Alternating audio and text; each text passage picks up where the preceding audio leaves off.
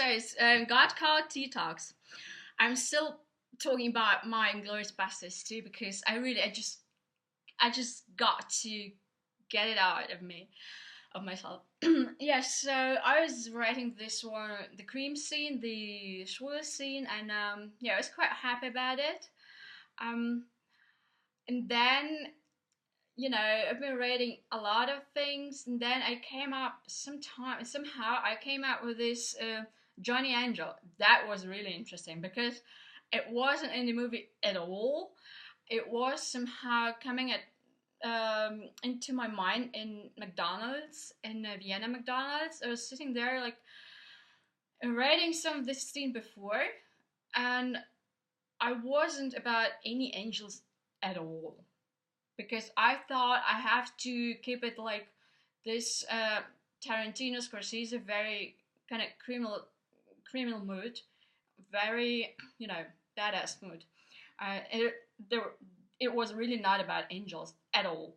But somehow I was riding in McDonald's in this Johannesgasse, and this one little McDonald's, and yeah, and it was in the late in the evening, like around 11 o'clock or 10 o'clock and 11 o'clock, and somehow I'm just like, oh my god! And there is some angel, like the Johnny Angel, um, flying around or sitting around and talking some nonsense to this Maximilian and John, and well, he's a very very important person like in my life because sometimes my life is so very complicated, and I think they have been angels somehow around because otherwise I'm not able to comprehend why I'm still alive.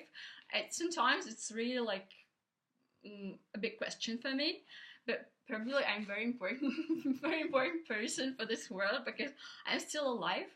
So the world needs me. So I'm kind of um, you know sticking to my life. Yes, and yeah, and I was like starting with all these angel stories in this McDonald's and Johannesgasse in Vienna. Yeah, and then I was yeah, I have to mention one thing. I was praying a lot. I was literally walking into the church or several churches, literally 5 times a day, like minimum, or 5 times or sometimes even more often. It was just because I was very concerned about somebody in my life I was not able to have any contact with. I haven't, well, it was very hard to control this person or to extreme, like having bad feelings about this one person, just about him. So I was walking to the church like today, and in between I was writing this scenario. So this scenario is kind of very religious, I would say, or it was very very, you know, it was there is a lot of a church mood in it. I would say, yeah. So then, what should I mention then? Yeah, and I think the restaurants where I've written, I really got to, um, I was really able to get the spirit of the restaurants I was writing in. For example, I was really sticking to Vapiana in a very good way for several months. And it was very interesting to write there and very nice because it just got this nice atmosphere.